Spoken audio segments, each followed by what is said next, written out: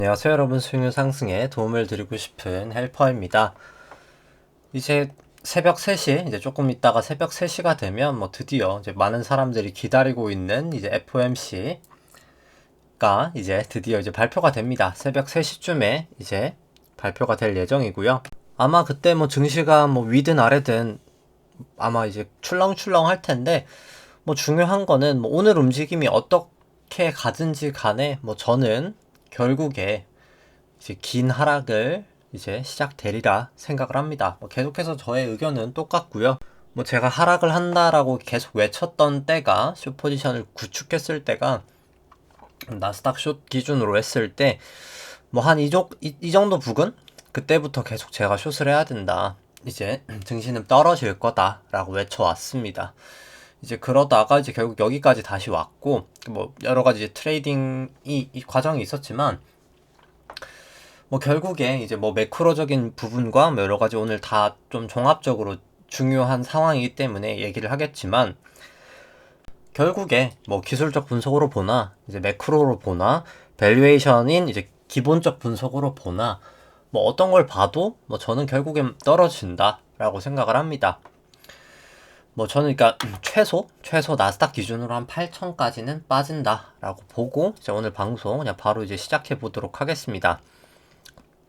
그리고 저 같은 경우는 나중에 이제 매크로 얘기할 때도 나오겠지만, 사실 75bp냐 이제는 이제 100bp냐 이제 50bp는 이제 빠진 것 같고 이런 논란이 있습니다만, 사실 75를 올리나 100을 올리나 별로 사실 큰 상관은 없다고 봅니다. 약간 조사모사라고 보거든요, 결국. 일단 오늘은 이 얘기부터 이제 먼저 하면은, 사람들이 이제 지금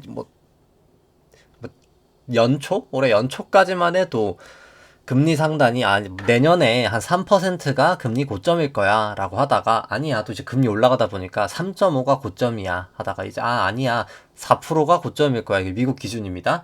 그러다 이제 지금 4.5가 고점이다, 이제 이런 얘기가 이제 가장 지금 많은 상황인데요. 계속해서 지금 올해 한 해 동안만 해도 지금 계속해서 높아지고 있습니다. 작년 같은 경우에는 기준금리 안 올린다고 했었죠. 이제 그런 상황에서부터 4.5까지 왔는데, 정확한 기준이 있었으면 그렇게까지 계속 전망치가 바뀌어야만 했을까에 대해서는 저는 물음표이긴 하거든요. 그러니까 결국 전망하는 기준 자체가 명확하지가 않기 때문에 그냥 계속해서 결과값이 바뀌는 거죠. 정확하게는 전망이라기보다 그냥 교정에 더 가깝죠. 지금 움직인 현상에 따른 그냥 나의 그냥 교정한 게 맞기 때문에, 사실 그런 교정은 저희가 돈을 벌기 위해서는 아무런 사실 쓸모가 없고요. 이미 올라간 다음에 올라간다라고 말하는 거는 사실 돈을 벌 수 없는 행위이기 때문에 사실 아무런 도움이 안 되고, 중요한 건 이제 왜 금리는 오르고 왜 금리는 내리냐에 대한 정확한 일단 이해를 아는 게 필요합니다. 이제 그 부분 좀 매크로일 때 한번 보도록 하고, 사실 이제 그때도 얘기하겠지만, 결과론적으로는 결과는 금리가 몇 퍼센트까지 올라가는 게 중요한 게 아니라, 지금 같은 경우 상황에서는 이제 대출이 몇 퍼센트가 아니라 대출이 언제 이제 안 나가느냐가 가장 중요합니다. 그리고 이제 QT가 얼마나 늦게 되게 만들 수 있느냐가 중요한 거죠. 이제 이게 좀 처음 들으신 분들은 이제 부연 설명이 있어야 이해할 수 있을 것 같은데, 조금 이따 설명드리도록 하고요. 그리고 제가 감기가 이제 완전히 낫진 않아서 약간 목 상태가 좋지 않고 간혹 기침할 수 있는 거는 좀 양해를 부탁드리겠습니다. 이제 어제 미국 증시가 좀 출렁출렁 하다가 결국은 좀 빠지면서 마감이 됐었기 때문에 국내 증시도 당연히 영향을 받으면서 한 0.9% 코스피 하락했었고요. 코스닥은 한 0.7% 정도 하락이 있었습니다. 일중 수급 같은 경우에는 개인이 한 3,300억 정도 매수가 있었고요. 그 다음 기관 한 670억 정도 매도가 있었고, 외국인은 한 2,700억 정도 매도가 있었습니다. 코스피 200 선물 같은 경우에는 이제 개인이 한 800억 정도 매수가 있었고요. 기관이 한 380억 정도 매수가 있었습니다. 외국인 한 1,500억 정도 매도가 있었고요. 코스닥 같은 경우에는 개인이 한 660억 정도 매수가 있었고, 기관은 한 100억 정도 매수, 외국인 한 750억 정도 매도가 있었습니다. 이제 누적 수급 같은 경우에는 이제 이건 6월 선물 만기 이후로부터고요. 뭐 아이고 죄송합니다. 네. 6월 선물 만기 이후로부터인데 이제 9월 선물 만기는 워낙 지금 지난 지가 얼마 되지 않았기 때문에 6월 선물 만기부터만 살펴보면 뭐 개인만 아직까지는 매수하고 있는 장입니다. 외국인 같은 경우에는 재차 이제 매도로 돌려놨고요. 현물 같은 경우에 기관은 계속 매도 중이고 선물 같은 경우도 외국인이 소폭 매수를 했다가 다시 매도폭 되돌리면서 매도를 하면서 뭐 그냥 다 수급상 좋지 않습니다. 연초 이후로 봐도 수급 당연히 좋아 보이지 않고요. 2015년 이후로 수급을 보더라도 뭐 사실 다 개인만 매수하고 있는 장 상당히 좋아 보이지 않습니다. 뭐 코스닥도 뭐 크게는 다르지 않기 때문에 뭐 설명은 생략하도록 하고요. 그 다음에 일단 뭐 간략하게 먼저 밸류에이션들 먼저 보고 매크로 보도록 하죠. 그 다음 기술적 분석 보도록 하고요. 그리고 뭐 기술적 분석 보고 뭐 오늘은 여기 있는 종목들 다 같이 한번 좀 보도록 하겠습니다. 이제 지표들도 같이 보도록 하고요. 일단 밸류에이션 지표 LD갭과 이제 페드 모델인데 이제 LD갭 같은 경우에는 주식 안에 있는 기대 수익률을 국고채 10년 금리로 이제 차감한 게 LD갭이라고 하고요. 나눈 걸 이제 페드 모델이라고 합니다. 그냥 둘 다 공통점으로 빨간 색깔 선인데 높을수록 주식이 저평가고 낮을수록 주식이 고평가다라고 나타내는 이제 밸류에이션 지표고요. 지금 보시면은 코로나 때 매우 저평가를 나타냈다가 지금 이제 여전히 주식이 많이 빠졌음에도 불구하고 고평가 단계인 거를 보실 수가 있습니다. 일드갭이나 페드 모델이나 둘 다 동일한데 이제 이유는 당연히 금리가 많이 높아졌기 때문이겠죠. 그렇게 보시면 되고 긴 시계열로 봐도 둘 다 밸류에이션은 고평가다라고 보실 수 있습니다. 뭐 코스닥 같은 경우도 마찬가지로 밸류에이션은 부담이 있는 영역이다 라고 보여지고요. 그 다음에 이제 S&P랑 코스피 같이 돼 있는 걸 봤을 때 원래 같이 가다가 약간 조금 미국이 항상 고평가였던 부분이 있었습니다. 상대적으로 조금 더. 이제 그 이유가 이제 양쪽 완화 때문이었었고요. 이제 양쪽 완화를 하면서 이제 그 자금이 뭐 자사주 매입도 하고 이런저런 쓰이면서 이제 미국 쪽이 다 고평가가 될 수 있었는데 뭐 이제 QT를 넘어서 양적 긴축이 이제 곧 더욱더 가속화될 예정이기 때문에 이제 조금 이따 이제 그런 MBS 관련해서 이제 양적 긴축이 좀 왜 안 되고 있는지 부분 이런 부분 좀 같이 한번 그때 얘기하도록 하고요. 일단 뭐 양적 긴축이 결국엔 될 상황이기 때문에 저는 밸류에이션 갭은 메워지리라고 봅니다. 결국은 미국이 더 상대적인 낙폭은 더 크리라 생각을 하고 있고요. S&P보다도 당연히 나스닥이 더 하락은 크리라 생각을 합니다. 이유는 간단합니다. 더 많이 올랐기 때문이죠. 밸류에이션 대비해서. 그렇기 때문에 개인적으로는 저는 뭐 그냥 고점에서부터 계속 그냥 나스닥 100 선물이나 옵션으로 지금 숏하고 청산하고 숏하고 청산하고 이제 이런 포지션을 구축하고 있고요. 아 그리고 이제 제 주변에 그러니까 뭐 최근에 저를 이제 만난 사람은 제가 항상 주식이 빠진다라고만 하니까 이제 주식이 거의 아까 말씀드렸다시피 한 이 부분부터 제가 주식 계속 빠진다 결국엔 장기적으로는 빠진다라고만 하니까 사람들이 제가 되게 무슨 쇼쟁이로만 생각을 하시는 분들이 있는데 저는 사실 뭐 쇼쟁이라고 하기보다 그냥 기본적으로 레버리지를 좀 크게 사용합니다. 뭐 숏을 하든 롱을 하든 원래 이제 롱도 저 같은 경우에 이제 그 한국 증권금융에서 이제 레버리지를 엄청 많이 일으키거든요. 레버리지 금액 웬만한 제 이자 금액이 뭐 뭐 큽니다. 제가 뭐 얼마인지 얘기를 못 드리겠지만 이제 상상하시는 것 이상으로 많이 나가거든요. 이제 그때는 이제 이렇게 올라갈 때는 레버리지를 크게 해서 롱 베팅을 하고요. 이제 선물 같은 경우에는 레버리지를 크게는 하지 않고 뭐 예를 들어서 제가 뭐 5종목을 투자한다라고 하면은 제가 그냥 코스피 올라가는 거나 나스닥 올라가는 거에 제가 소외될 수 있잖아요. 그렇기 때문에 이제 일정 부분 포트폴리오 차원에서 이제 뭐 코스피나 나스닥 선물을 조금씩 섞어 줍니다. 그럼 자동적으로 분산 효과가 있겠죠. 이제 그렇게 해서 롱으로 먹고 내려갈 땐 숏으로는 다시 선물을 하고 그러니까 결국 올라갈 때 롱하고 내려갈 땐 숏하는 게 중요한 거지 뭐 그냥 맨날 올라간다라고 말하고 맨날 내려간다고 말하면 안 된다라는 게 저의 생각입니다. 그러니까 돈을 벌려고 하는 거지 무슨 뭐 자기의 신념을 관철시키는 게 전 투자는 아니다라고 생각을 합니다.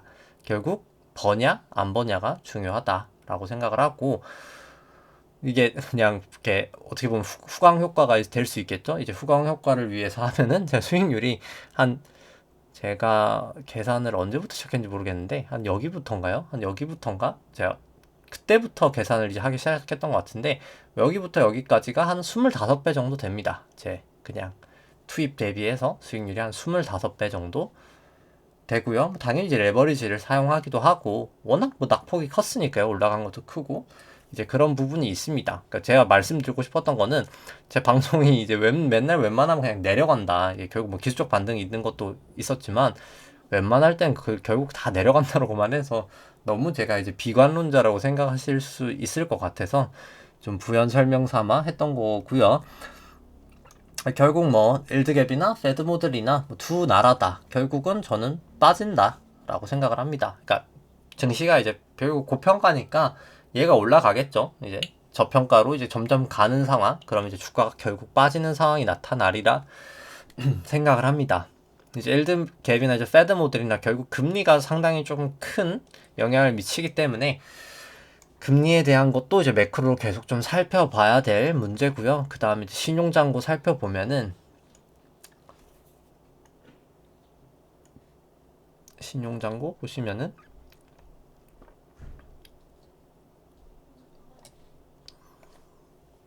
신용잔고 같은 경우에는 뭐 그냥 크게 뭐 움직이진 않았습니다. 한 19조 2천억 정도 되면서 뭐 큰 변동은 없었었고요. 네, 다만 절대적인 수치 자체는 아직까지 너무 높다라고 생각을 합니다. 이제 신용잔고를 코스피 시총으로 나눈 수치도 절대적인 수치는 여전히 너무나 높다. 안 좋은 상황이고요. 신용잔고 증감 속도도 뭐 결국은 내려가고 있는 추세 상당히 좋아 보이지는 않는다 생각을 합니다. 뭐 코스닥 같은 경우에는 그냥 참고 사항으로 차트만 보여드리도록 하고요. 그 다음 이제 매크로 밸류에이션 같은 경우에는 한국 수출액 전년 동기비 같은 경우에는 계속해서 YY 약화되고 있고요. 모멘텀이 약화되고 있고 일간 한국 수출액이 인플레이션을 감안하지 않은 수치, 그러니까 인플레이션이 감안된 수치죠. 그러니까 인플레이션이 조정되지 않은 수치임에도 불구하고 빠지고 있다는 거는 뭐 상당히 좋지 않은 상황이다. 한국 경제도 이제 그렇게 생각합니다. 근데 이제 뭐 침체라기보다 그냥 이제 밋밋한 경제 속도가 지속되고 있다. 경제 성장이 그 정도라고 봅니다. 뭐 저는 뭐 극단적인 침체 가능성은 높진 않다라고 보고요. 그 다음에 이제 일간 수출액을 코스피 시가총액으로 이제 나누면 이제 과거 고점들을 넘었다가 빠지고 있는 추세이기 때문에 여전히 일단 아직까지는 하락 추세다라고 보여지고요. S&P랑 코스피 시총을 이제 글로벌 GDP로 나눈 수치도 다 고점들을 쳤다가 이렇게 내려오고 있는 추세이기 때문에 좋아 보이지 않습니다. 그 다음에 이제 하일드 스프레드 같은 경우에는 200 이동평균선 넘어가 있고요. 그럼 하일드 스프레드는 이제 미국의 이제 위험한 채권들 이제 이라고 보시면 되고요. 그러니까 결국 뭐 BB 등급, BB 이하 등급이라고 보시면 됩니다. 이제 뭐 D 등급, CCC, 뭐 더블 C, 싱글 C, 뭐 이렇게 쭉쭉쭉쭉 등급이 트리플 A부터 이제 D까지 있는데 D는 이제 디폴트여서 사실 뭐 등급의 의미는 없지만 뭐 등급이 트리플 A 이제 더블 A도 이제 뭐 더블 A 플러스 제로 마이너스 그 다음에 A, BBB, 더블 B, 싱글 B, 트리플 C, 더블 C, C, D 이렇게 돼 있거든요. 근데 뭐 사실 여기는 뭐 그렇게 좋은 거의 뭐 이제 망해가는 회사다라고 보면 되고 뭐 사실 이 정도가 이제 투기 등급 회사채 정도다라고 보면 되는데 여기가 이제 투자 적격해서 IG Investment Grade 해서 이제 투자 적격 등급이라고 하고요. IG라고 하고요. 여기를 이제 하일드라고 합니다. 그냥 수익률이 높은 채권이다. 하일드 채권. 미국에서 이렇게 구분을 하고 우리나라도 그렇게 되는데 뭐 실제 우리나라에서는 이제 보통 여기로 잘리긴 합니다. 이제 A급 정도 이상부터가 보통 기관 투자자의 투자 적격 정도 등급이다. 그러니까 실제로 뭐 규정상으로는 BBB까지 되는데 사실 BBB는 뭐 기관 투자자는 잘 투자하지 않는다. 한국 시장에서는 이제 뭐 그렇게 보시면 될 것 같고요. 뭐 아무튼 이제 120 이동평균선을 하일 스프레드 여전히 아직까지 넘어서고 있어서 위험 회피 성향이다라고 보셔야 될 것 같고요. 50일 이동평균선도 재차 다시 넘어섰죠. 이제 그렇기 때문에 뭐 계속 좋지 않은 상황이다. 증시에는. 이제 왜냐하면 하이힐드 스프레드는 한 번 튀면 계속 갑니다. 그렇기 때문에 추세가 한 번 튀면 결국엔 계속 가거든요. 그렇기 때문에 상당히 좋아 보이지 않는다. 이제 뭐 그렇게 생각이 들고요. 뭐 그 다음에 부동산 관련해서 한번 살펴보면 이제 좀 귀금속 쪽이랑 일단 뭐 간단하게 일단 귀금속 먼저 살펴보면은 이제 실질 원화 환산보다는 그냥 실질금을 보는 게 낫겠네요. 이제 이 회색 깔선이 실질금인데 뭐 지금 같은 경우에는 실질금리가 올라가면서 실질금리랑 금이랑은 가격이 반대기 때문에 일반적으로 빠지고 있죠. 그래서 아직까지는 저는 살 때는 아니다라고 보고 실질금리가 고점을 1차적으로 쳤을 때 그때 저는 금을 사야 된다고 봅니다. 이제 아직은 때가 아니다. 이제 그렇게 보고 금은 비율 같은 경우에는 아직은 높죠. 그래서 은이 아직까지는 좀 저평가가 되어 있다. 이제 그렇게 보시면 될 것 같고 미국의 주택 가격을 인플레이션을 조정한 실질 미 주택 가격 같은 경우에는 고점을 치고 내려오고 있는 추세. 한국 같은 경우도 실질 가격은 고점을 치고 내려오고 있는 이제 추세입니다. 그 다음에 PIR 이제 중위소득의 연봉을 가지고 이제 주택 가격으로 그러니까 주택 가격을 중위소득의 연봉으로 나눈 겁니다. 결국 중위소득의 연봉을 한 푼도 안 썼을 때 몇 년 모으면 집을 살 수 있을까에 대한 지표인데요. 미국 같은 경우에는 8배, 영국 같은 경우에는 9배 정도 되면서 상당히 지금 집값도 사실 우리 임금 대비해서는 고평가다라고는 보여줍니다. 우리나라 같은 경우에 이제 PIR 같은 경우에는 특히 서울 아파트 같은 경우에는 어마어마하죠. 17.6배 정도 되고 있고요.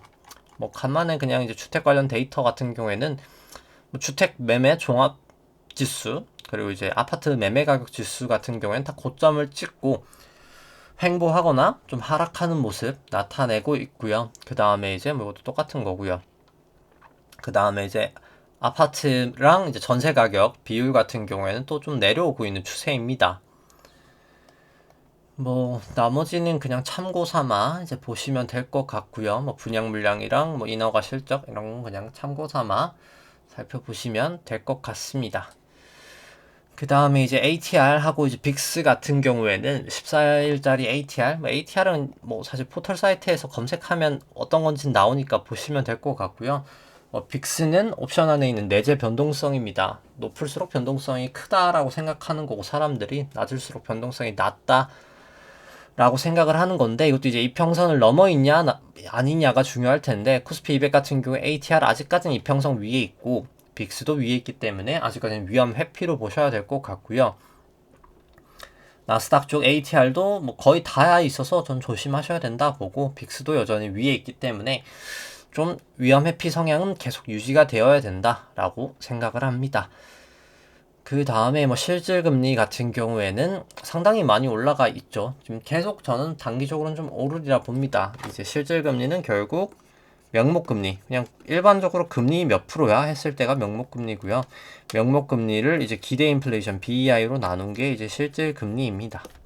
이제 실질금리가 높아질수록 금융시장 환경이 긴축적으로 된다라고 보시면 되고요. 지금 뭐 실제로 긴축적이게 되고 있다라고 보시면 될 것 같습니다. 그 다음에 이제 S&P를 통화량 지표인 M2로 나눈 수치 같은 경우에 높을수록 고평가, 낮을수록 저평가인데 뭐 닷컴 버블 이후로 최고치를 찍었다가 뭐 여전히 빠지고 있는 추세고요. 그 다음 나스닥도 뭐 마찬가지고요.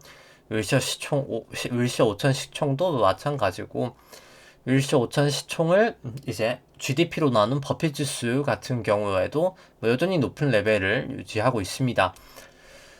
S&P를 주택 지수로 나눈 것 같은 경우도 주택 대비해서 여전히 아직까지는 고평가라고 보는 게 전 더 맞지 않을까라는 생각이고요.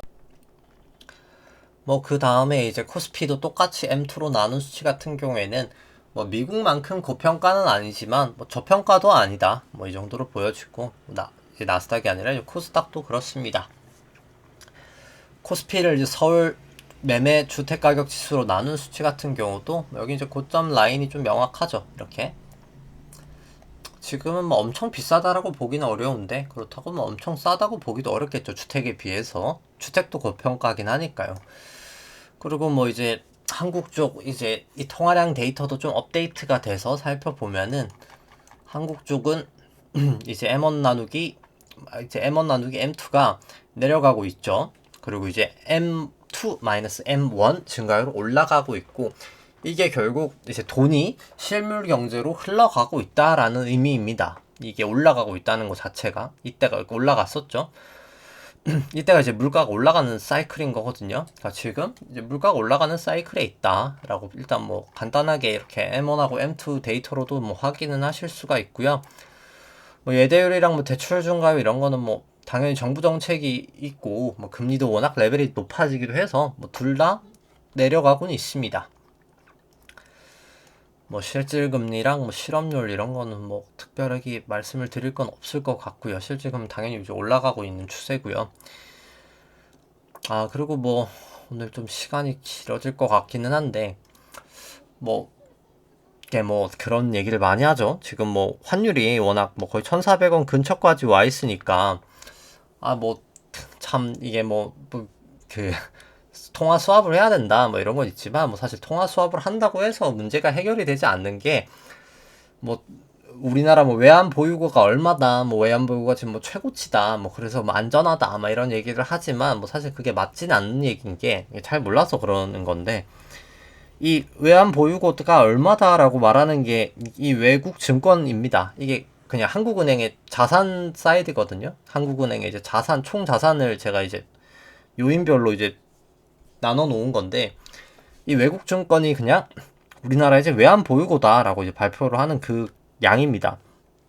근데 외국 증권은 뭘까요? 라고 생각을 해보면 이게 한국은행이 무슨 뭐 그냥 사람들이 생각하는 것처럼 뭐 달러를 이렇게 뭐 쌓아놓고 있는 게 아니라 그냥 우리나라 사람들이 뭐 국민연금이든 외국에다 투자를 하면 이제 그 달러가 그냥 이제 한국은행에 이제 최종적으로 이제 남아있는 그런 개념이다라고 사실 생각을 하시면 됩니다.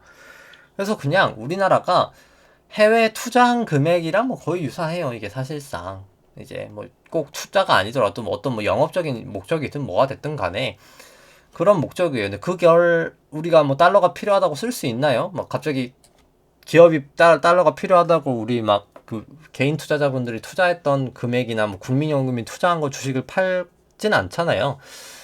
그러니까 이게 우리가 쓸 수 있는 달러랑은 다른 겁니다. 그러니까 당연히 이제 정말 나라가 망할 것 같으면 이제 팔겠죠. 근데 이제 그런 상황까지는 아니잖아요. 그래서 그런 특수한 케이스가 아니면 결국 사실상 쓸 수 없는 돈이기 때문에 실제로 이것 중에서 진짜 이제 수십 출금식 정도는 한 10%라고 하거든요. 그래서 생각보다 뭐 그렇게 많은 건 아니다. 그러니까 제가 말하고 싶은 게 뭐 지금 뭐 달러가 올라가는 것 자체가 가장 큰 거는 이제 물가고요. 미국이 우리나라보다 훨씬 더 금리를 공격적으로 올리고 있기 때문에 금리 차이가 영향이 있는 거지 뭐 외환 보유고가 뭐 많고 적고의 문제가 아니다. 근데 오히려 많다기보다는, 그러니까 많긴 많죠. 많은데 쓸 수 있는 건 생각보다 얼마 되지 않는다.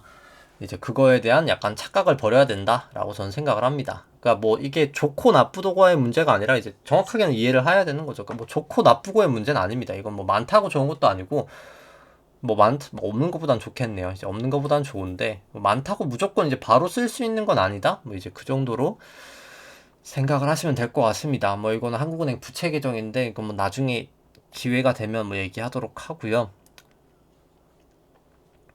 그 다음에 뭐 중국 쪽은 뭐 오늘은 시간 관계상 설명하지 않겠지만 이 M1 나누기 M2가 상당히 낮기 때문에 뭐 저는 사실 이미 망가졌다라고 봅니다. 중국은 이미 망가져서 그냥 이제 다른 얘기를 하면 저는 망가졌기 때문에 사실 대만하고 전 전쟁을 일으킬 확률이 되게 높다라고 생각합니다. 이제 그렇기 때문에 바이든 대통령도 미국이 직접 개입하겠다라고 하는 얘기를 자꾸 할 수밖에 없는 게, 전쟁이라는 게 왜 날까? 역사적으로 생각을 해보면 필요하기 때문에 납니다. 그러니까 이게 참 우스운 얘기죠. 뭐 세계전쟁이나 이런 거 보면은 뭐 한 명이 뭐 총살당했다고 세계전쟁이 나는데 사실 정말 그 각국 수장들이 누군가가 한 명 죽었다고 전쟁을 일으킬까요? 라고 생각했을 때 그렇게 일으킨다라고 생각하면은 정말 세상이 너무나 이제 약간 감정적이라고 생각할 수 있는데 뭐 실제로 다 밑에 까보면 그렇지 않거든요. 모든 전쟁은 다 돈을 위해서나 권력을 위해서 일어납니다.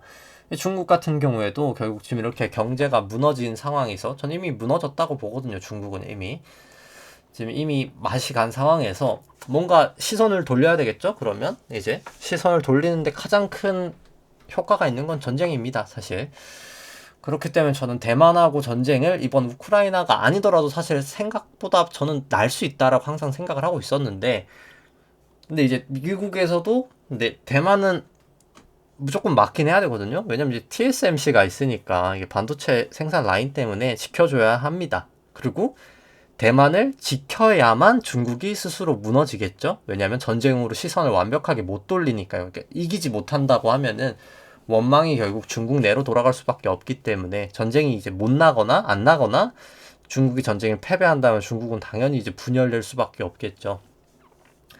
뭐 그렇기 때문에 이제 중국하고 미국의 이제 수싸움이 지금 계속되고 있는 것 같은데, 뭐 궁극적으로 이렇게 경제가 안 좋으면은 뭐 저는 이제 그냥 약간 외나무 다리 상황에서 중국이 전쟁을 일으킬 수 있다라고 봅니다. 그러니까 왜냐면 뭐 러시아가 우크라이나 친 것도 뭐 사실 주변에서 계속 다 안 난다라고 말하는 분들이 많았었는데, 전 충분히 날 수 있었다고 생각하는 게 이제 사실 정치는 생각보다 되게 정치적이다. 정치적이고 이제 개인의 어떻게 보면 이유도 상당히 중요하고 그런 걸 감안했을 때 저는 충분히 대만도 전쟁이 날 수 있다. 생각보다 이제 근데 이제 그것도 이제 미국이 다 인지를 하고 있기 때문에 뭐 어떻게 될지 모르겠습니다만 충분히 일단 전쟁이 안 난다고 해도 중국은 맛이 갈 거고 나도 맛이 갈 거고 저는 뭐 결국은 이제 중국은 맛이 간다. 그러니까 사실 이미 맛은 이미 가 있다라고 생각합니다. 이제 그걸 이제 시선 돌리기 할 만한 게 자꾸 구실을 찾고 있는 중이다. 이제 그 정도로 생각을 하고요.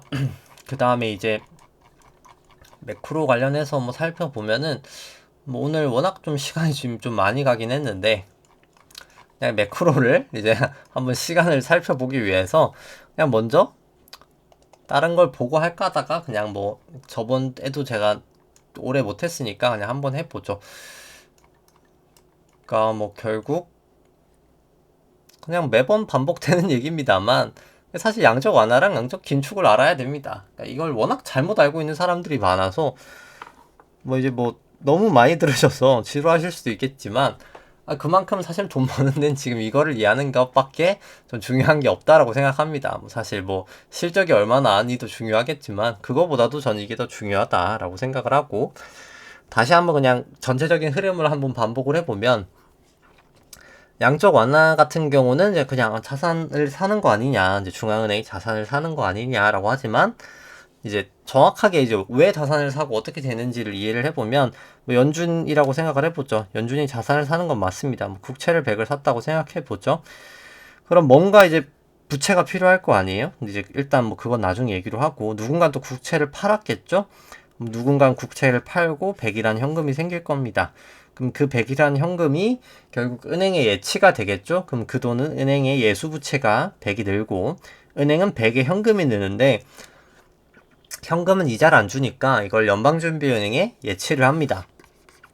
예치를 하지 않고 대출을 해주는 방법도 있겠지만 대출을 하기에는 양적 완화할 때는 경기가 그렇게 좋지 않은 상황이기 때문에 대출이 안 나가기 때문에 지급준비금을 맡기는 거다라고 보시면 되겠죠. 그래서 다시 연준 자산, 그러니까 부채 계정으로 돌아와서 돈이 다시 연준으로 돌아옵니다. 그래서 돈이 돌고 돌고 돌아서 실물 경제로 흘러가지 않아요. 실물 경제에 돈은 풀리지 않습니다. 근데 금융시장에는 돈이 증가가 됩니다. 은행 시스템에 돈이 증가가 됐죠. 그렇기 때문에 금융시장에 돈이 늘어나니까 금리가 떨어지게 됩니다. 그러니까 채권 가격은 오르고 주식도 오르고 부동산도 오르고 뭐 비트코인도 오르고 정말 모든 게 다 오릅니다. 모든 자산들이 다 올라가고요. 근데 우리의 이제 뭐 밥상 물가나 뭐 우리의 그냥 뭐 생필품 가격은 상관이 없어요. 왜냐면 실물 경제에는 영향이 없으니까요. 그냥 일반적인 물가에는 영향이 없습니다. 근데 이제 QT는 얘기가 다릅니다. 그냥 뭐 QT나 자산 늘렸던 거 다시 줄이는 거 아니야? 가 이제 QT고 줄인 다음에 이제 자산을 아예 축소시켜 버리는 거는 그러니까 자산 매입 자체를 줄이는 게 QT고 자산 매입 자체를 제가 설명 잘못했죠. 이제 테이퍼링이 이제 자산 매입 축소를 하는 게 테이퍼링이고, QT는 이제 자산 자체를 이제 축소시켜 버리는 건데, 뭐 맞기는 한데 이제 순서가 다릅니다. 이제 순서는 여기 같은 경우에 이제 대출을 하거나 소비를 하는 사람이 먼저가 되게 됩니다. 연준이 아니라요. 누군가가 이제 100을 차입을 했다고 생각해보죠. 그 100을 현금을 받아서 투자나 뭐 소비를 할 겁니다. 근데 이제 100이라는 대출이 은행에 그럼 나가겠죠? 그럼 은행에는 현금이 필요할 겁니다. 그만큼 100이라는 지준금을 연방준비은행에서 빼버리게 되고, 그럼 연방준비은행이 자산을 줄이게 되는 게 이제 QT의 이제 흐름입니다. 그럼 여기서 이제 생각해 볼 거는 실물 경제로 이제 돈이 흘러간다는 거죠. 이제 QT가 사람들이 양적 긴축은 긴축이야 라고 해서 유동성이 축소다 라고 얘기를 하지만 이게 주어가 있어야 되거든요. 앞에 실물 경제는 오히려 유동성 공급이 되게 되고요. 금융시장은 유동성의 축소가 맞습니다. 왜냐면 금융시장이 지준금이 줄어드니까요. 은행의 돈이 줄어드니까요. 은행의 돈이 줄어들기 때문에, 그렇기 때문에 이건 역으로 여기 있던 이 자산들은 다 떨어지고요. 웬만할 경우에는. 근데 이제 실물 물가 같은 경우가 오르기 때문에 물가는 또 올라가게 됩니다. 그러니까 일반적인 상황인 거죠. 동일 밸류에이션인 상황에서 당연히 뭐 QT를 하는데 밸류에이션이 너무 싸다. 예를 들어서 QT를 하고 있는데 삼성전자 갑자기 뭐 100원까지 떨어졌다. 그럼 당연히 뭐 QT를 하든 말든 삼성전자 주가는 올라가겠죠. 근데 제가 말하는 건 또 동일한 QE 때랑 QT 때랑 동일한 밸류에이션이라면 QT 때는 주식은 떨어진다. 그리고 이제 물가는 올라간다. 실물 물가는 이제 그런 상황이다. 라고 보시면 되고, 지금은 이제 QT가 되고 있는 상황이다. 실물 물가는 올라가고 금융시장 금리는 이제 올라가면서 나머지 자산이 다 떨어지고 있는 그런 단계다 라고 보시면 되고, 이걸 이제 조금 매크로적인 상황과 같이 이제 놓고 생각을 해본다 라고 하면은, 결국 돌고 돌아서 경제학에서 봤던 그 수요와 공급으로 돌아가게 됩니다. 수요와 공급으로 돌아가게 되고요. OECD 이제 전체 데이터를 통해서 살펴보면 소비 판매가 수요고요. 산업 생산이 결국 공급인데, 이 고정자산 투자가 이제 캐펙스, 그냥 저희 설비 투자라고 보시면 될 것 같고요. 결국 수요가 셀 때 공급에 비해서 이때가 이제 7, 80년도 볼커 시대 때 인플레이션이 났던 시절이었죠. 공급이 높았습니다. 수요가 높았습니다. 당연히 인플레이션 발생했겠죠. 2000년 닷컴 버블, 2008년도 금융위기, 당연히 공급이 높았습니다. 경기 침체가 왔겠죠. 지금 경기 침체를 외치는 사람들이 많지만 지금은 워낙 차이가 많이 나 있죠.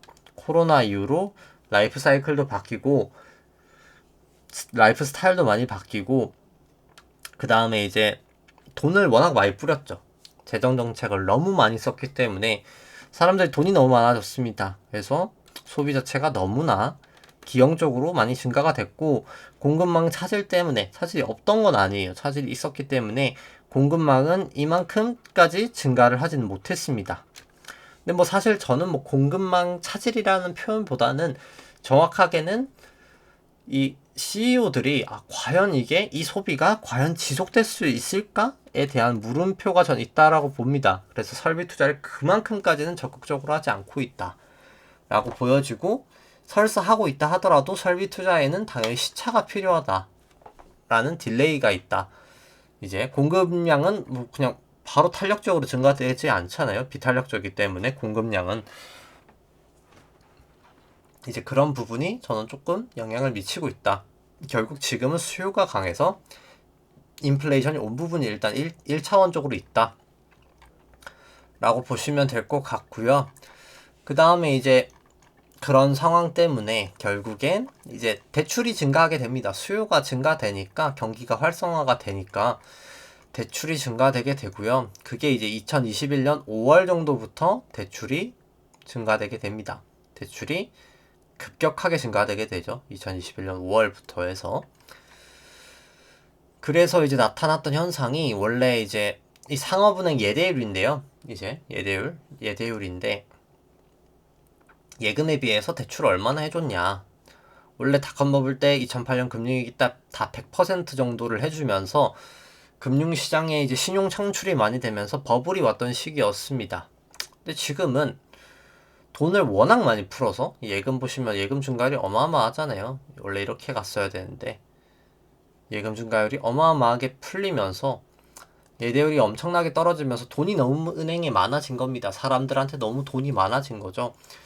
근데 그런 상황에서 사람들이 돈을 안 쓰다가 그래도 경기가 확실하게 내가 믿지를 못하니까 2021년 5월부터 사람들이 경기가 좋은 거네, 경기가 좋네 라는 생각을 하면서 돈을 쓰게 됩니다. 대출을 하게 되고요. 예금 소비가 되고 대출은 늘고 하다 보니까 예대율이 이제 높아지고 있는 상황이고 저는 결국에 100%까지 갈 거라고 봅니다. 근데 그렇게 되면 나타나는 현상이 결국 신용 창출이 되면서 사람들은 유동성 긴축이라고 하지만 실제로는 금융시장의 유동성이 긴축이 될 뿐이지 실물 시장에는 유동성이 계속해서 공급이 되면서 계속 인플레이션은 저는 발생하리라 중장기적으로는 생각을 합니다. 이 예대율이 100%가 될 때까지는요. 그 다음에 이제 연방준비은행이 이제 뭐 자산 사이드보다 이 부채 사이드를 한번 보면은 연방준비은행 자산이 이제 2008년도 금융위기 이후부터 이제 진행이 됐던 거죠. 코로나 때 또 급격하게 하면서 자산이 이제 많이 증가가 됐는데 부채 같은 경우로 이제 살펴본다라고 치면 이제 그냥 유통통화 먼저 살펴보면 유통통화는 이제 정말 이제 화폐? 이제 미국 달러 화폐라고 보시면 되고 지급준비금은 이제 은행이 연방준비은행이 예치한 유유현금인 거죠. 이제 현금이고 그 다음에 이제 재무불방 개정은 이제 미국 재무부가 이제 채권을 발행하거나 세금을 걷어서 모아놓은 재정정책을 쓰기 위한 현금이다 라고 보시면 됩니다. 이제 리버스 레포 같은 경우에는 은행이 담보 이제 국채 담보로 돈을 빌린 금액이고요. 근데 보시면은 그러니까 단기자금 시장에서 돈을 빌린 게 이제 리버스 레포라고 하고요. 원래는 이제 양적 완화를 하면 이 지급 준비금이 대부분 증가를 하게 됩니다. 이때도 거의 그랬었죠. 2008년부터 이때까지. 근데 이때 보시면 일단 좀 다른 게 이때는 또 재무별방 개정이 많이 늘었었죠. 근데 재무별방 개정이 많이 늘은 게 이때 재정정책을 많이 쓰잖아요. 그러니까 국채 발행을 많이 해서 그렇습니다. 그러다가 이제 재정 지출을 막 하게 되니까 TGA가 막 줄죠. 이 재무불량 계정이 줄죠. 돈을 쓸 테니까요. 그러니까 이제 그 돈 쓴 게 다시 은행 현금으로 들어왔죠. 들어왔다가 근데 경기가 이때부터 좋아졌다 했잖아요. 제 21년 5월 정도부터 이때부터 사람들이 돈을 많이 쓰기 시작하니까 은행에 있는 현금이 줄기 시작하는 겁니다. 은행 입장에선 대출을 하거나 아니면 그냥 예금한 사람 자체가 이제 예금을 빼가는 거죠. 쓰기 위해서. 그러다 보니까 지준이 줍니다. 근데 지준이 줄면 원래는 자산을 줄여야 되거든요. 근데 연준이 왜 그런지 모르겠지만 저는 인플레이션을 만들기 위해서였다라고 생각을 합니다만 왜냐면 이제 RRP 한도를 늘리고 이런 행동을 사실 이때부터 진작 밑밥을 많이 했었거든요. 그래서 저는 절대 인플레이션이 이 당시에 계속 일시적이다라고 얘기를 했었지만 연준은 일시적이지 않다라고 당연히 생각했을 거라고 생각합니다. 왜냐면 그 전에 이미 그런 행동을 했기 때문이죠. 말은 일시적이라 했지만 행동은 일시적이지 않은 걸 너무나 알고 있었던 연준은 이 리버스 레포라는 거를 통해서 단기 차입을 통해서 지준금이 줄어드는 거를 다 메꾸고 나섰습니다. 근데 이렇게 메꿔 놓으니까 뭐 사람들이 이제 그렇게 생각할 수 있죠. 그냥 계속 메꾸면 되는 거 아니냐라고 하지만 뭐 중요한 거는 계속 메꿀 수가 없다는 겁니다. 이제 계속 메꿀 수가 없는 이유는 뭐 이것도 맨날 뭐 반복되는 얘기입니다만 결국 단기자금 시장에서 이제 돈을 빌리는 거라 했잖아요. 이 RRP라는 것 자체가 단기금융 시장에서 돈을 빌리는 겁니다. 달러를 빌리고 이제 국채를 담보로 맡기는 건데 돈을 너무 많이 빌리다 보면 여기서 돈이 없어지겠죠. 그러니까 금리가 올라갑니다. 이 3month T빌이 기준금리가 아니라 이제 국고채 3개월짜리 금리인데 이 IORB가 사실상 뭐 기준금리라고 보면 되거든요. 아까 그 지급준비금 금리인데 그거보다 높아지게 되는 거죠. 3month T빌이. 그러면 금리를 높이고 기준금리 높이고 높아지면 또 높이고 높아지면 높이고 높아지면 높이고 높아지면 이렇게 높이고 이런 상황이 되는 겁니다. 그렇기 때문에 RRP를 계속 늘리면 늘릴수록 기준금리를 높일 수밖에 없는 상황이 되는 거죠. 이제 그런 상황이 돼버리기 때문에 RRP를 무제한적으로 늘릴 수 없는 겁니다. 무제한적으로 늘리면 금리도 무제한적으로 높아지겠죠. 그런 현상이 나타나게 되는 거고요. 근데 중요한 거는 지금 QT를 한다라고 했지만 QT가 잘 되고 있지는 않습니다. 왜 되고 있지 않을까 한번 생각을 해보면, 일단 지급준비금 같은 경우에는 QT를 한다라고 했을 때 6월 QT 개시 이후로부터 871억 달러 정도 감소를 했습니다. 전주 대비는 506억 정도, 6억 달러 정도 감소를 했고요. 그건 뭐 꽤 괜찮게 감소를 했는데, 중요한 거는 6월 QT 개시 이후로부터 823억 달러밖에 안 감소가 됐다는 겁니다. 원래라면 2,700억 달러인가? 아무튼 그 정도 감소가 됐어야 되거든요. 3,200인가 2,700인가 정확하게 기억이 안 나는데, 뭐 계산하면 되겠죠. 그냥 475달러 곱하기 해서 8월까지였으니까 678 곱하기 3 하고 한번 구해볼까요? 그냥 475달러 곱하기 3 플러스 9월에 950억 달러인데, 9월에 한 3분의 2 정도, 4분의 3 정도 지나갔을까요? 이 정도 했다라고 치면은 한 2,100억 달러 정도네요. 대충 계산해봤을 때 러프하게 한 2,100억 달러 정도 감소했어야 되는데 820억 달러밖에 감소를 안 한 거죠. 왜 감소를 안 했을까라고 생각을 해보면, 결국 국채랑 MBS가 감소가 돼야 되는데 뭐 가장 큰 게 감소를 안 한 게 MBS가 감소를 안 했습니다. MBS가 이제 모기지 백드 시큐리티에서 주택담보 채권이거든요. 그러니까 모기지 담보 채권이거든요. 결국 그냥 아파트 담보대출 받은 거 묶어서 이제 풀링해서, 그러니까 묶어가지고 그걸로 이제 증권화를 시킨 건데, 뭐 시간 관계상 오늘 뭐 자세한 설명을 생략하도록 하고, 그게 이제 시장 금리가 높아지게 되면 조기 상환이 잘 안 되거든요. 조기 상환이 많이 돼야 저 자산이 줄어들 거잖아요. 상환이 돼버리니까. 근데 금리가 계속 높아지니까 조기 상환이 안 되는 겁니다. 그러니까 생각보다 계획보다 QT가 잘 안 되는 거죠. 그 부채는 줄어드는데. 그러니까 자꾸 RRP만 늘리게 되고, RRP 늘리니까 자꾸 단기금융시장은 점점 이제 왜곡되고 있는 상황이고, 하다 보니까 저는 아마 이번 FOMC에서 모기지 매각 관련된 이슈가 좀 나오지 않을까. 모기지 매각을 사실 해야 되는 상황이거든요. 해야 되는데 지금 안 하고 있는 상황이라서 모기지 매각 관련된 게 이슈가 나지 않을까. 개인적으로 뭐 이제 그렇게 해서 좀 보고 있습니다. 중요한 거는, 그래서 뭐 이 QT라는 게 이제 왜 되는 것도 중요하지만 이제 영향이 중요하겠죠. 무슨 영향을 결국 금융시장에 끼칠 것인가가 가장 중요할 텐데요. 뭐 생각을 해보면 그냥 뭐 여기로 보죠. 지금 같은 경우에 이제 결국 이 연준 총 자산이 GDP의 한 20%가 보통 적정하다라고 봅니다. 과거 QT 기간에도 뭐 그 정도까지 감소를 했고요. 근데 지금 뭐 38%에서 결국 여기까지 줄여야 되는데, 뭐 줄여야 될 양이 뭐 러프하게 대충 4.2조 달러 정도 됩니다. 줄여야 될 양이. 근데 이제 뭐 지준으로 이미 줄었던 게 있기 때문에 결국 두 가지 효과로 볼 수 있을 텐데요. 소비 같은 경우에는 이제 3.2조 달러가 남은 거고요. 지금까지 이제 1조 달러 정도 소비가 있었던 건데, 지금 인플레이션 효과에 앞으로 남은 게 3.2조, 3.2배 정도 남은 거고, 화폐량 효과가 4.2조 달러가 남은 겁니다. 화폐량 효과가. 그러니까 아직 머나먼 길이 남은 겁니다. 이제 인플레이션은 저는 정말 최소한 4년 정도 걸릴 거라고 봅니다. 정말 최소한. 왜냐면 이게 결국 20%까지 가야 되는데 두 가지 방법밖에 없거든요. 그냥 금리를 안 올려서 이 자산 자체가 급격하게 감소되는 거. 감소가 되면 어떤 결과가 나타날까요?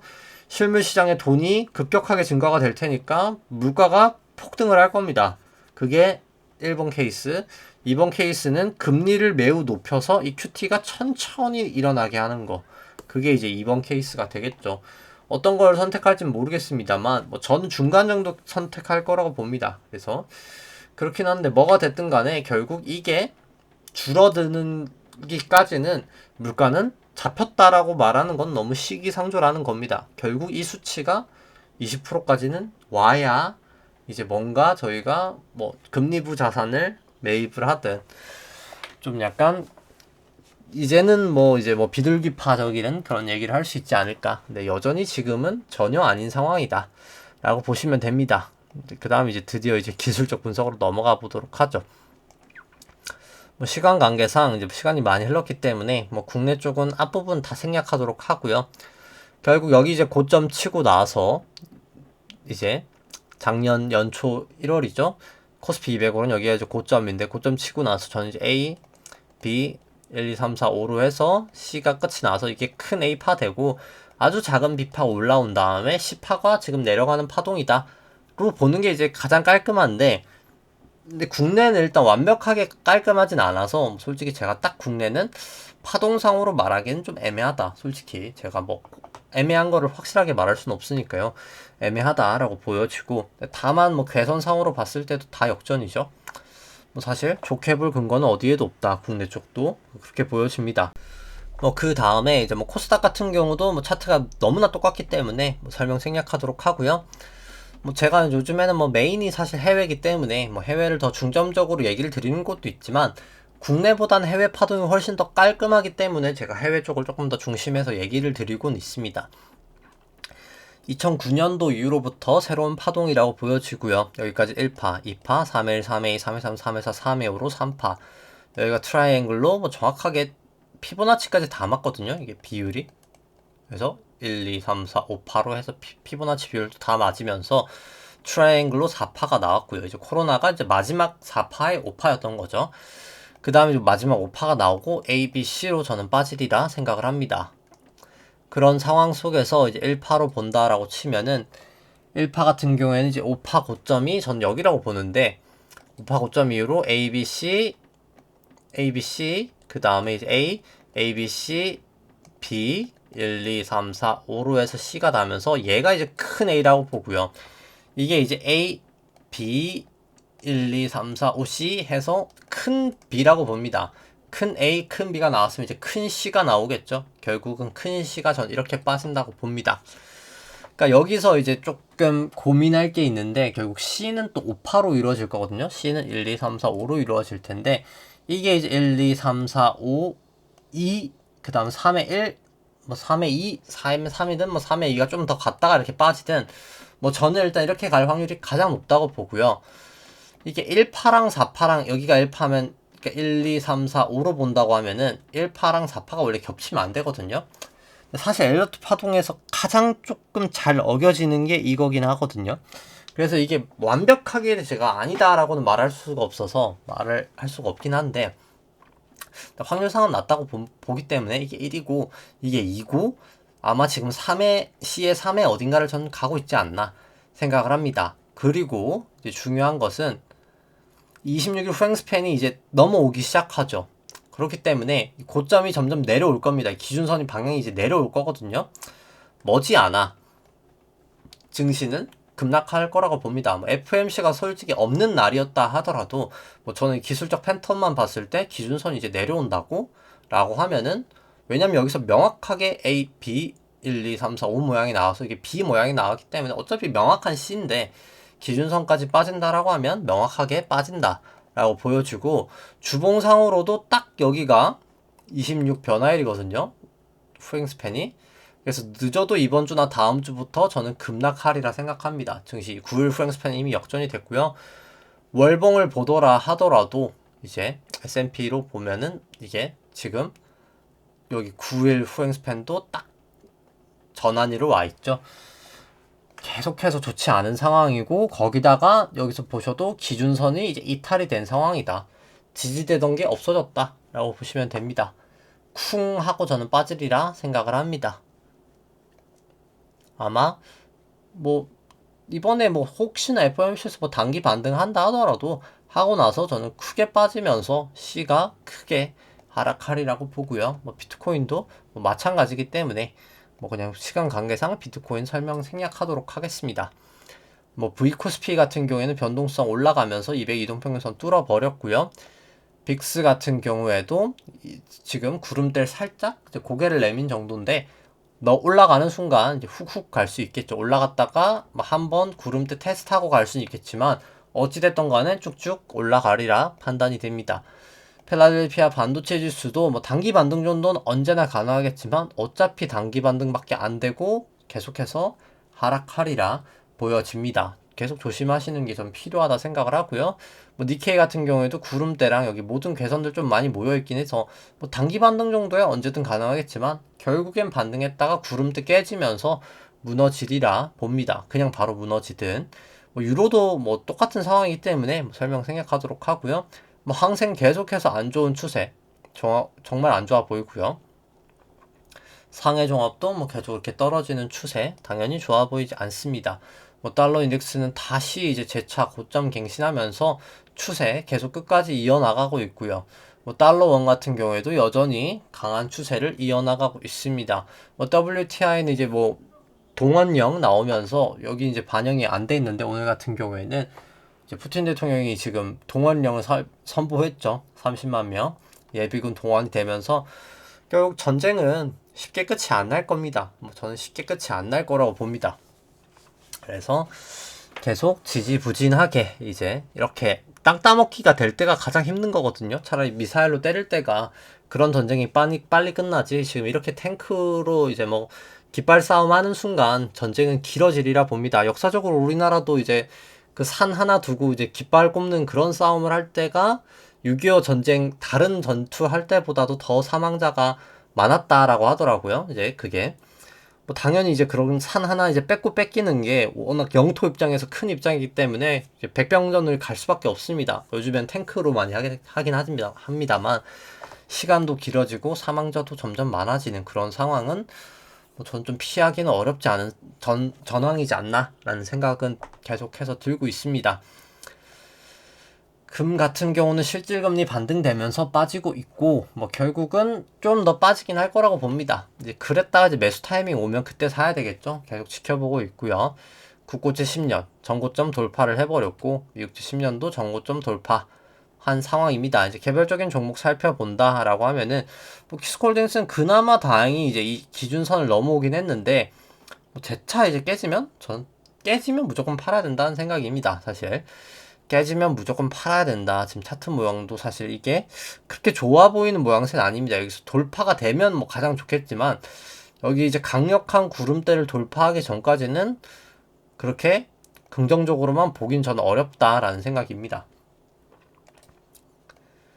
근데 다만 뭐 밸류에이션으로는 충분히 매력이 있는데, 지금 가지고 있는 현금이 너무나 많은데 이 현금을 결국 자사주 매입에 쓰든 뭐 아니면 뭐 다른 좋은 회사 지분을 사든 이제 그런 행동을 유상 감자를 하든 이제 그런 거를 해야 될 텐데, 중요한 건 이제 아직은 안 하고 있다는 거죠. 그래서 이제 그거 주주 환원 정책이 가장 중요할 텐데 일단 좀 계속 늦어지고 있고, 결국 아마도 뭐 제가 봤을 때 10파 바닥이 하지 않을까, 결국 추가 바닥이 완전 이제 급락 바닥이 됐을 때는 하지 않을까.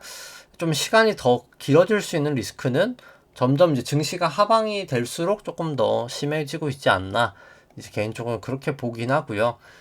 현대해상 같은 경우는 이제 금리 올라가니까 재차 좀 반등은 하고 있습니다. 뭐 결국 저는 뭐 밸류에이션 상으로는 현대해상만한 게 지금 없다. GS도 그렇고 둘이 좀 좋아 보이긴 하고요.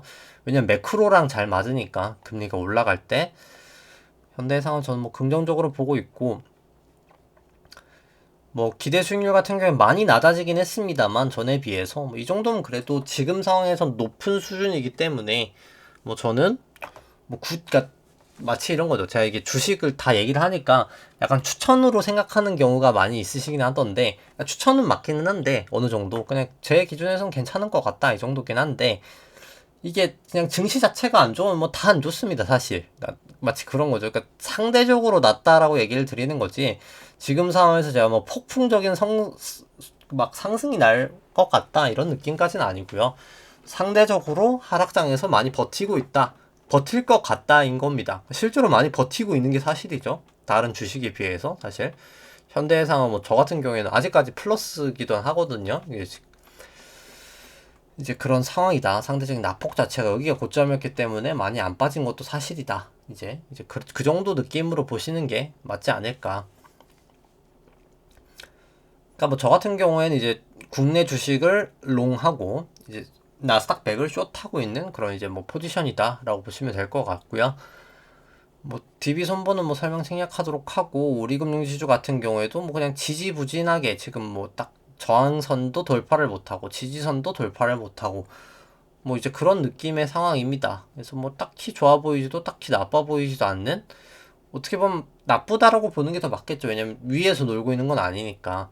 이제 그런 상황이지만 일단 뭐 밸류에이션 자체로는 충분히 저평가는 크다, 밸류에이션은 엄청 싸다, 사실 그렇게 생각합니다. 뭐 다른 지주들에 비해서도 우리 금융지주는 싼데, 네, 문제가 있다면 좀 약간 배당 가능 여력이 좀 줄긴 하겠죠. 왜냐면 여기가 보통주 자기 자본 비율이라고 자본 비율이 좋진 않거든요. 그래서 뭐 대안으로 사신다고 하면 하나금융지주가 그 중에선 또 그 다음 두 번째로 낫지 않나 라는 생각입니다. 성능거 정도는 괜찮지 않나 생각이고요. 뭐 삼성전자 오늘 다시 저점 갱신을 했습니다.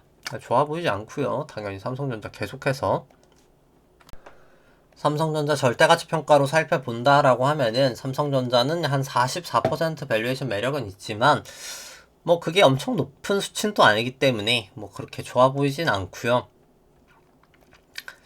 그 다음에 이제 상대가치평가로 봐도 원래는 이렇게 8% 정도가 삼성전자 이제 고평가 영역입니다. 이때부터 이때 다 빠졌죠, 주가는.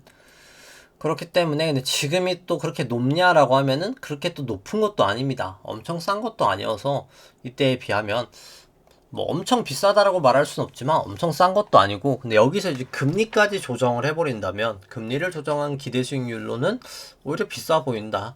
뭐 그렇게 뭐 사고 싶은 밸류에이션은 아니다. 뭐 저는 생각은 들고요. 그 다음에 이제 뭐 하이닉스도 마찬가지로 뭐 차트는 워낙 좋지 않기 때문에 뭐 따로 설명드릴 건 없을 것 같고, 하이닉스는 워낙 좀 실적 변동성이 있어서 원래 좀 저평가를 받는데 뭐 싸다라고 볼 수도 있겠지만 삼성전자보다는 싼 건 맞습니다만 리스크도 크니까 이제 그런 관점에서 좀 봐야 되지 않을까 싶긴 하고요. 상대가치평가로 봤을 때도 삼성전자랑 똑같죠. 여기보다는 높은 건 맞는데 과거 이제 저점에 비해서는 아닌, 그래도 많이 싸진 건 맞지만 또 금리를 감안해 보니까 별로인 이제 뭐 그 정도 느낌이 상황이다 생각은 들고요. 현대차 같은 경우에는 뭐 상대적으로 아까 거보다는 차트는 나쁘진 않은데 기준선도 위에 있고요. 그냥 미련 없이 저는 기준선하고 여기 50동 평균선 깨지면 매도를 하시는 게 맞다, 뭐 이제 그렇게 생각은 듭니다. 뭐 그런데 이제 현대차 같은 경우엔 밸류에이션 저는 좀 많이 고평가다 이렇게 생각은 들고요. 사실 상대가치 평가로도 뭐 저는 좀 비싼 편이다, 뭐 그렇게 싼 거 같진 않다 엄청나게, 뭐 그렇게는 사실 생각은 듭니다. LG화학 같은 경우도 기준선 하회하면서 26일 프랭스팬도 역전이 됐기 때문에 뭐 추세가 저는 뭐 그렇게 좋아 보이진 않는다. 뭐 태조 이방원 뭐 이러면서 많이 올라가긴 했는데 바닥에 비해서는 뭐 지금은 뭐 추세가 그렇게까지 뭐 좋아 보이진 않는다. 뭐 그렇게 생각은 들고요. 밸류에이션도 뭐 저는 그렇게까지 뭐 매력적이진 않다 생각은 들고, 뭐 상대가치 평가로는 뭐 림으로는 좀 그럴 수 있겠지만 이게 또 금리 조정하니까 뭐 그렇게까지 매력이 엄청 있어 보인다는 아닌 것 같습니다. 롯데케미칼도 아직까지는 구름대 한번 못 넘었기 때문에 뭐 추세 여전히 좋지 않고요. 밸류에이션 매력이 아주 없는 건 아니지만 막 그렇게 엄청 살 정도는 아니다 라고 보여지고, 상대가치 평가도 막 엄청 살 만큼 매력적이지는 않은 것 같다 인 상황입니다. 효성화 같은 경우에는 결국 정말 추풍 낙엽처럼 빠지고 있죠.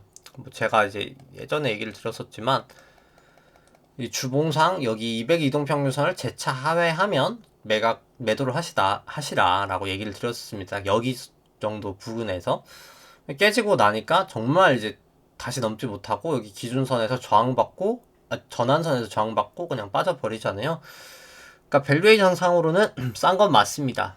밸류에이션 상으로 싼 게 맞는데 뭐 밸류에이션이 중요한 게 아니라 가격이 중요한 거죠. 그러니까 왜냐면 내가 아무리 싸다고 생각해도 남이 팔아버려서 떨어지면 아무 소용 없잖아요. 그렇기 때문에 이제 기술적 분석도 중요한 상황에서 여기가 이제 깨지면 사실 매도를 하셨어야 되는 게 저는 맞다라고는 생각을 합니다. 뭐 지금 일단 아직까지는 어디까지 빠지는 건 애매하다, 상황이 계속 빠지고 있는 상황이고요.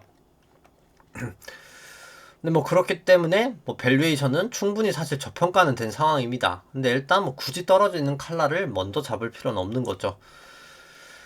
그 다음에 이제 효성화 같은 경우도 밸류에이션은 많이 싸졌지만 일단 뭐 여기도 금리를 또 조정하니까 비싼 것도 사실이다. 근데 이제 사실 많이 싼 것도 사실인데 아직 추세가 돌아오진 않았다 라고 보시는 게 맞을 것 같고요. 뭐 GS 같은 경우에는 뭐 아직까지는 추세는 나쁘진 않다. 다 위에 있기 때문에 추세가 나쁘진 않고요. 그리고 여기는 뭐 밸류에이션 자체도 충분히 이 정도면 저평가되어 있다. 뭐 GS는 좋게 보고요. 뭐 상대가치 평가도 상당히 저평가되어 있기 때문에 뭐 저는 GS는 괜찮게 보고 있습니다. 그 다음에 이제 뭐 KT 같은 경우도 추세가 좀 좋았다가 많이 안 좋아지긴 했죠. 이제 여기서 기준선 전환선에서 122동 평균선에 또 저항을 또 한번 받았기 때문에 돌파를 하지 못하고 무너진다라고 하면은 무너질 수 있습니다. 같이. 그래도 많이 오르긴 했기 때문에. 근데 이제 뭐 그럼에도 불구하고 여기도 이제 밸류에이션 자체는 나쁘진 않습니다. 싸고요. 지금까지는 괜찮았지만 제가 말씀드리고 싶은 거는 앞으로는 빠질 수도 있지 않을까? 이제 이 정도 관점이고요. 밸류에이션 자체로는 이게 림에는 적합한 밸류에이션은 아니어서 이 회사는 뭐 사실 그런 걸 감안하고 봤을 때는 저는 싼 편이다. 뭐이 정도로는 봅니다.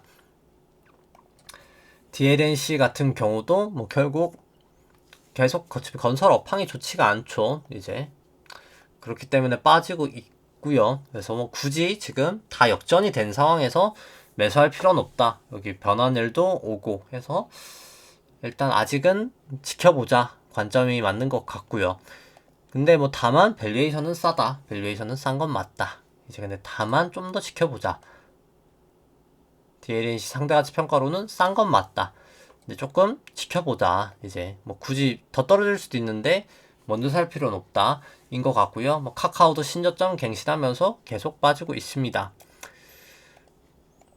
밸류에이션으로도 뭐 카카오 그렇게 좋아 보이지 않고요. 그 다음 상대가치 평가로 봐도 뭐 싼 것 같지는 않다. 뭐 금리 조정하면 그 정도 느낌입니다. 그 다음에 이제 뭐 네이버 같은 경우에도 신저점 갱신을 해버렸고요. 그 다음에 네이버 같은 경우에는 절대가치 평가로도 비싸다. 뭐 굳이 사고 싶은 밸류에이션은 아니다 생각은 들고, 상대가치 평가로도 뭐 그렇게 사고 싶을 만한 밸류에이션은 아니다라고 생각은 듭니다. 그 다음에 셀트리온 살펴보면 뭐 셀트리온 같은 경우도 뭐 굳이 지금 추세선 다 깨버렸죠. 지금 변화일도 점점 내려오면서 기준선 내려오고 있고 뭐 굳이 사고 싶은 지금 추세는 아닌 것 같습니다. 그리고 뭐 밸류에이션 자체도 고평가기 때문에 뭐 사고 싶은 마음은 없고요. 그 다음에 상대가치 평가로는 뭐 싼 것처럼 보이지만 그냥 이때가 너무 비싼 거였다, 이때가 너무 비싼 거였다라고 생각을 해봤을 때는 수치 자체로 봤을 때는 뭐 그렇게 매력적인 구간은 아니다라고는 보여집니다. 그 다음 삼성 바이오로직스 같은 경우도 추세선 다 깨지고 무너지고 있기 때문에 저는 여기 변화일이 이제 내일 오는 상황에서 굳이 이런 상황에서 매수하고 싶진 않다 라고 보여지고, 밸류에이션 자체도 너무 고평가다. 그리고 이제 상대가치 평가로 봤을 때도 고평가다 라고 생각. 이게 뭐 회계 이제 처리 변경 방식인데 이게 아직 결산이 안 끝나가지고 이거 인포맥스 데이터 끌고 오는 게 이제 그 부분의 영향이고요. 그 다음에 이제 NC소프트 같은 경우도 뭐 계속해서 추세는 좋지 않습니다. 그냥 지켜봐야 되고요. 아직까지 NC소프트 밸류에이션도 좋아 보이지 않고요. 다만 뭐 상대가치 평가로는 뭐 나쁘지 않아 보이긴 합니다만 뭐 금리를 조정해서도 그렇고 뭐 아직 들어갈 때는 저는 아니라고 봅니다. 그 다음에 이제 포스코 같은 경우도 뭐 사고 난 것도 있고 뭐 여러 가지 문제가 있긴 합니다 하고, 근데 이제 중요한 거는 기술적 분석상으로도 구름대 밑으로 내려왔다는 거죠. 여기 구름대를 확실히 넘지 못하고, 그렇기 때문에 뭐 안 좋게 봐야 되지 않을까. 저는 안 좋게 보는 게 맞다. 52동 평균에서 계속 저항도 봤죠.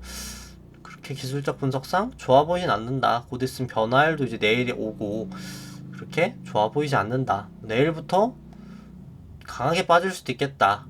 뭐 내일이든 모레든 그렇게 좋아 보이진 않는 흐름이다 라는 생각이고요.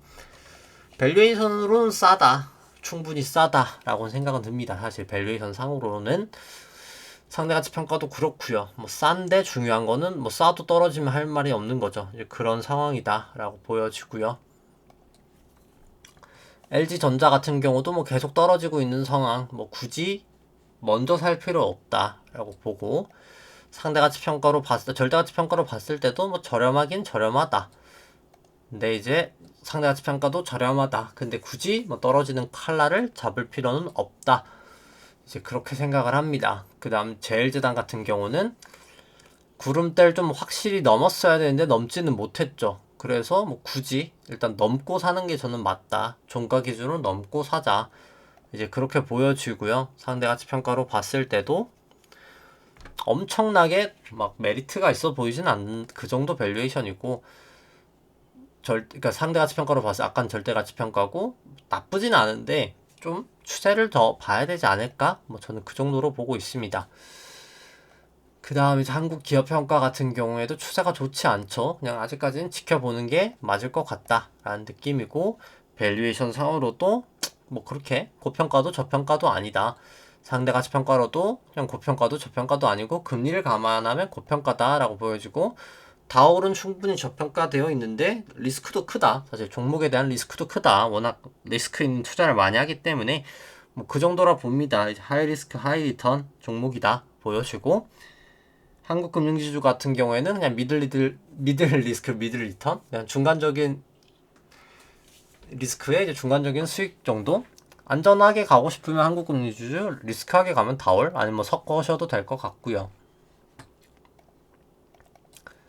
뭐 차트 같은 경우에는 다올 같은 경우에는 구름대 여기도 깨졌죠. 뭐 그렇기 때문에 여기도 추세는 당연히 좋아 보이지 않는다 생각은 들고요.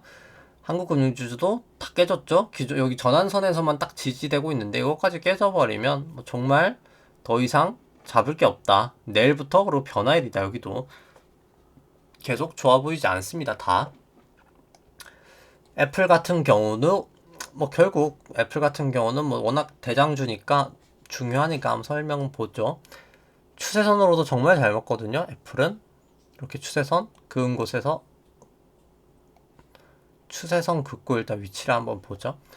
추세선 긋고 여기가 A, B, C로 A, B, C로 B, 1, 2, 3, 4, 그러니까 1, 2, 3, 4, 5로 C가 나면서 이게 큰 A였고, A, B, 1, 2, 3, 4, 5로 해서 B가 나오고 지금 이제 C가 진행 중입니다. 채널링 상으로도 정확하게 고점, 거점 다 닿였었고요. 여기서도 채널링을 그어보면 명확하게 고점들이 다 맞아 떨어집니다. 고점, 고점, 고점 채널이 정확하게 떨어졌죠. 그래서 여기 고점을 넘지 않는 선에서 저는 빠지리라 봅니다. 이제 그렇게 빠지리라 보고요. 아마 여기서 이제 전환선 거의 닿아 있으니까 뭐 크게 여기 50이라고 200일을 넘지 못하고 뭐 머지않아 하락을 하리라 봅니다. 아마 모양상 뭐 여기는 이제 여기 1이랑 4가 겹치지 않아서 1, 2, 3, 4, 5, 2, 3 이렇게 볼 수 있겠지만, 뭐 지수 움직임을 봤을 때 아무래도 일단 1, 2, 3, 4, 5여서 1이고 여기가 2고 여기가 2고 그 다음 3에 1, 3에 2, 3에 3, 3에 4, 3에 5 이런 식으로 내려가는 게 저는 더 가능성이 있지 않을까라고는 보고요. 뭐 테슬라 같은 경우에는 많이 반등을 해서 여기 1, 2 정도지 않았을까? 3, 4, 5로 빠지지 않을까? 이렇게 보고 있고, 아마존도 뭐 크게 다르진 않습니다. 결국 뭐 여기가 지금 C파가 내려오고 있는 중이다. 200일 이동평균선에서 저항을 받고 뭐 그렇게 보여지고요. 그 다음 게임스톱도 뭐 내려가고 있는 추세, 전환선까지도 밑으로 이제 뚫린 상황에서 좋아 보이지 않습니다. 이제 뭐 내일만 돼도 고점은 계속 내려오겠죠. 기준선 계속 내려오면서 저는 머지않아 무너지리라 봅니다. 결국 주봉상, 아까 주봉상 보시면은 변화일이 왔었잖아요, 이미. 그래서 이번 주에 무너지든 다음 주에 무너지든 결과적으로 전 증시는 무너진다 라고 봅니다. 미니멈 여기까지는 갈 거라고 봅니다. 더 갈 수도 있고요. 그러니까 사실 최소가 여기까지로 보는 거죠. 더 갈 수도 있고, 일단 그런 상황이다. 상당히 좋지 않은 금융시장 환경이 계속 될 거다 라고 생각을 하면서 뭐 계속해서 좀 방어적인 전략을 하시는 게 맞다 라고 보면서, 그럼 또 다음 주에 찾아뵙도록 하겠습니다. 네, 좋아요와 구독 누르시면 감사하겠습니다. 이상입니다.